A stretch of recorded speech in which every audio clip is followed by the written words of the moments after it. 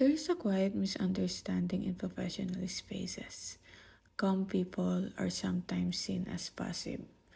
Soft spoken people are sometimes underestimated. But it is not a weakness. Composure is control. When discussions become tense, the person who stays steady often carries the most influence. Not because they speak the most, but because they don't lose control. Raising your voice doesn't make your argument stronger. Speaking faster doesn't make you more credible. In fact, the opposite is usually true. When you slow down, you signal that you are not threatened. When you pause, you signal that you're thinking. That steadiness changes how people perceive you. It builds trust.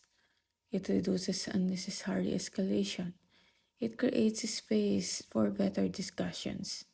Calm professionals are not disengaged, they're regulated, and regulation is maturity.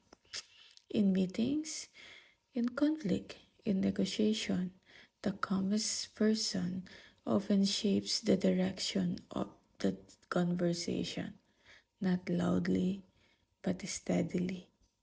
That's influence.